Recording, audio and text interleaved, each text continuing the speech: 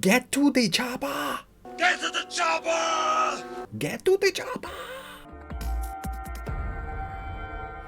Hi and welcome to the Rude Tuesday. My name is Ruben and this is my review for Prey, the latest in the series of interesting, varied, good and bad Predator movies that we've had over the years. And I know there's been mixed feelings and people going into this one would have gone, do we really need another one? And you've probably seen some of the reviews out gushing like this is the best Predator movie of all time. But is it actually any good? Let's talk about it. The origin story of the Predator in the world of the Comanche Nation 300 years ago. Naru, a skilled female warrior, fights to protect her tribe against one of the first highly evolved predators. So first things I should say is I will be doing a Predator ranking of all 8 Predator movies, and you're thinking to yourself, 8 movies? I think Ruben's got the count wrong. But you'll have to wait till the end of the review to figure out what I'm actually talking about. So if you want to hear the rankings, and maybe you can put down below your rankings, I think it's going to be interesting to see where people's ideas and thoughts of what is a good Predator movie evolve from, and we'll get into that in a bit. But for now, I think Prey was surprisingly good, but for different reasons that you might be expecting. It feels like it pays homage to the original Predator movie with Arnold Schwarzenegger in the jungle. For me, Predator works best when you throw him in the jungle and then people have to survive. And that's kind of what this film does. And not only does it do that here, but because it's set so long ago, 300 years ago, we are dealing with the Comanche tribe who also have to deal with the weapons that they have, which is spears, axes, bow and arrows, using the land around them to hunt. So we start with our protagonist, who's a female protagonist. And I know some guys are already groaning and their eyes are rolling in the back of their heads. I even saw some comments with like, how is such a small young petite girl going to be able to take on a predator? Well, that's part of the fun of the film, to see how she does that. If she is able to do that at all, is she going to get killed off, or is she going to get help in some way, or what is the story going to be revolving around that? But I do think that the way they show when she eventually, and she has to, if you've seen the trailer, encounter the predator, how she survives that encounter, I think it's believable and really interesting. But going back to the kind of mimicking the original Predator, it mimics in the best ways and then it does its own things, which I thought was a great way to do it. So you're taking the best moments or ideas from what makes a good Predator, stick the Predator in the jungle, have the Predator hunt, because that's what it does. They play like the game, who is the best hunter? They're all about, if you have a weapon, I will take you on. If you have teeth and you're attacking me, I'm going to take you on, and then I'm going to use your skull as a trophy. We have all of that in this movie. But again, we start to see them using different weapons we haven't seen in this franchise before, and realistic take on it. I love the design of the Predator when you eventually see it. Classic Aliens kind of storytelling, and I'm talking about Aliens, the Alien film originally, and then Aliens, because they're doing that classic storytelling moment where less is more. You get to see the Predator and more in sound. You get to see what his effects are, how is he affecting those around him. He's using his stealth camouflage for the most of, I guess, their interactions until they want to reveal what he actually looks like. And I love that. Always show your monster the least amount as possible, because the more you show it, the least scary that Predator will become. This Predator has a lot of presence, from the look and the creation, the design, normal but also different, and I think that is kind of the key point in this film. They're going for what makes the Predator good, but they're also going for some new things. They're taking some chances, and I think for the most part that works out. I think the fighting sequences with our main protagonist as well is fantastic. They're building on this character, which I thought was excellent. I'm just going to pull up her name now because I thought she has the best name ever. Amber Mid-Thunder, that's actually her name, and I think that's fantastic. I wish I had a name like that. Anyway, she plays Naru, and she has a brother, Dakota Beavers, who plays Tabe. And I think there is another version of this film coming out on Friday as well, with the original language, and then you read subtitles. I'm very much looking forward to going back and watching it to see how it perhaps changes the tone and feel of it. Because I know with anime you get that same sort of thing when you have the dubbing and it's good, but you go and watch the original and it gives you some new insights. Sometimes you get those voice inflections of how the actors actually wanted to portray that moment. There is a mix of English and Comanche I was told a while ago that there would be 2 different versions. If that is the case, I'm very much looking forward to going and watching that version. But for now, the English version is mixed with a bit of Comanche, which I thought was a nice way to kind of show us that they're actually speaking Comanche, but you probably don't understand that language, so they throw you into English again once they've given you a little bit of Comanche. So they have that. And so there's this like kind of believable era or aura, if you will, around this film, going from how they live their day-to-day lives, how they hunt, and they spend a good portion of the movie before we really get into that sort of action predator style. They show us how they hunt. We have Amber Midthunder, or Naru, the character, having this progression of her wanting to be the hunter and proving her worth as not just a woman in the camp. She can do more. She in herself, in her spirit, she is a warrior. And so we go on that journey. We're rooting for her. So when we get to the fight sequences, which are gory, which are brutal, when we get to the predator moments of the predator fighting and ripping people apart and getting his trophies and seeing how he will interact with their big action set pieces that there are in amongst the jungle and the smoke and the smog and other peoples that are around, you are rewarded because you've built up that story.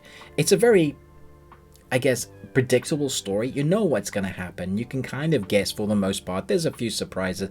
The surprises come into how the filming is done, the sequences of the actions, of the special effects that they use, their predator weapons and how the predator actually looks like. And then with Naru and her dog, which come like, she has this dog that you just love, and the whole time I'm really worried that her dog's going to get killed. I'm like, don't you dare. You can kill everybody else off, but don't you dare kill the dog off. Well, that's me personally. And then there are moments when you're rooting for some people to die with the predator. Like, you can play, how's the predator gonna kill these guys or these people? And then you're rooting for the other people to survive it, because the film does this balance of there's a story going on behind the predator attacks. Some people you like, some people you don't. And so it has a nice mishmash of bringing those worlds together to bring us to the fruition and the culmination, which feels very rewarding as well. I think some people are like, yeah, that's never gonna happen. I'd be like, yeah, what are you talking about? You're watching a film that is based on an alien creature called the Predator. It's sci-fi fantasy. There is going to be some things that you're just going to have to put aside and go, yeah, okay, that happened because of movie magic or because of plot protection. You get some of that in here, but for the most part, it's realistic in the way that it's a sci-fi horror action film, and the horror is back again. The Predator does have this that feel and scariness of the weight of his character that he should have. If you go and watch the recent 12A Predators film, that film was dire, mostly because I wasn't scared at any point in that film, and that's because they gave it a 12 rating, a teenage rating. A Predator movie should not be a 12 rating. It should be minimum 15 and then 18. They should be able to go for the visceral and the gore and the kills that we know and love. And so I thought this was really good. I really enjoyed it. Now, I know a lot of people are already saying, isn't this the best Predator movie ever? No, the original still holds up. It's still great, still has presence. So I'm giving it 4.5 Nicolas Cages out of 5. Let me know your thoughts down below. Let's get into the ranking. Okay, coming in at last place, you could probably guess, at the number 8th place, is a film that was released in 2018 called The Predator. The Shane Black story should have been great. From our Lethal Weapon days, we should have had something that was magic. But because it was dumbed down, there were so many moments in The Predator that I just was cringing. At no point was I scared, and there were so many points I was just shaking my head. That's not what you want from a film. The culmination, finishing, and why this is cemented in last place, was the Shredder outfit that we had at the end, that the humans were given by the Predator to protect themselves, which basically looked like a Shredder outfit. And I was just like, no. So that is number 8. But coming at number 7 is Aliens vs Predator Requiem, or AVP2, 2007's sequel to Alien vs Predator. This became a teen Scream film. It was ridiculous. I mean, the one good thing that they had about going with this film is that they were willing to kill anybody. Anything was on the cards. It starts off with a child being infected by one of the aliens, and like dad and son get taken out. And we see various different versions of the Predators. The thing is, they show too much. And even with them showing too much, we couldn't see what they were showing, because this has one of the worst lighting grading ever. If you watch the trailer, the lighting in the trailer is way better than the film. It is such a dark film, which is ridiculous. If you go and watch the film, you're like, why can't I see what's going on? It seems like there's so much going on, but they didn't have faith in it, so they just desaturated everything, made it dark. From the trailer to the actual film, I don't know what happened, because the trailer, you can actually see some stuff going on. So if you watch the trailer and you go into the movie and you're expecting to see that, no. It has a Metacritic score of 29%, so it kind of gives you an idea what that film is. Number 6, you guessed it, Alien vs. Predator. Now, there are some great kills in this, and I kind of like the original idea. I think it's pretty good. It just doesn't have that fruition of, this is actually a film that we wanted. I think, like, us geeks were like, yeah, we want Aliens versus Predator, but in the execution, it didn't actually work that well. I kind of like the idea of them being underground. That worked well, but there's just moments in it that just looked iffy. Again, some of the CG wasn't great, it's aged, and you just don't care about most of the characters. Coming in at number 5, and this is why there's 8. This is actually a fan film called Predator Dark Ages. Now, I've seen a number of Predator fan films, and a lot of them are okay, some of them are fun, and you appreciate the work that they've gone into it. But this is the one fan film that I've seen that could be turned into a feature. It has a great premise, it's short, but you want so much more. It leaves you wanting more. The execution of this story is fantastic. I guarantee that someday someone's going to look at this and go, maybe I can buy the rights to this and make this a feature, because we get different periods where the Predator has been set in. This is the Dark Ages. I'm seeing a night fighter Predator is fantastic, and he's ragtag crew. It works to set up a storyline that you love.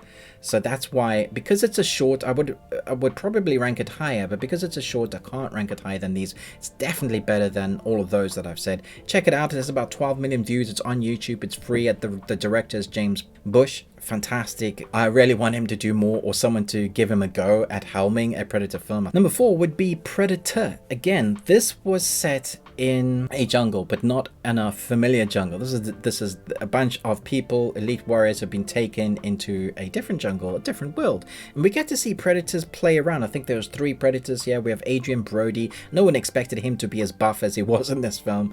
I think I like this film more than others do. I found this quite entertaining. I love the idea of it.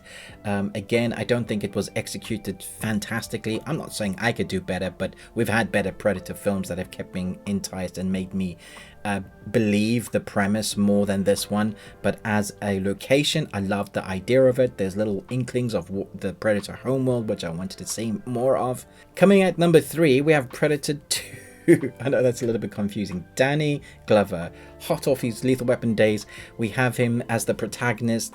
I love the moment at the end, and spoilers obviously, but they're so old you should have seen it, where he wins this old musket gun, which I think might be a callback to this film that I'm going to talk about in a moment.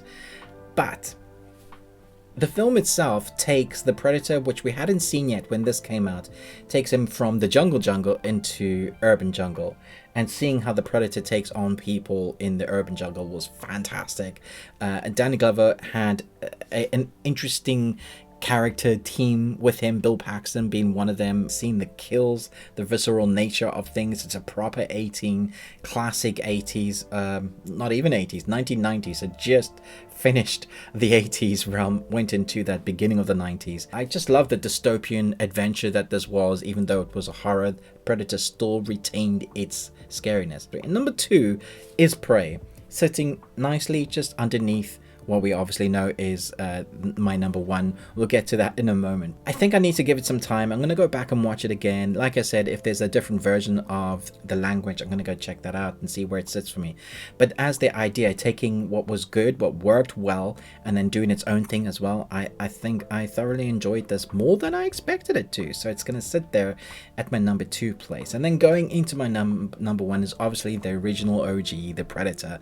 I think, this came out in 1987. It's Arnold Schwarzenegger. We have John McTiernan, the legendary director, an amazing score. The rest of the cast is fantastic as well. But I don't know if you remember that score coming in with the sound effects from the Predator the first time you heard that. It still works today. It still holds presence. It builds and builds and builds until we get them just being taken out, and then we have the face-off of Arnie. And how do you make Arnie look small and not strong? And that's making the Predator as scary and looking like just uber dragon monster fighter. There's no ways. It looked like Arnie wouldn't be able to take on this monster, which gives you an idea of how they make the presence of the predator scarier than it probably actually is.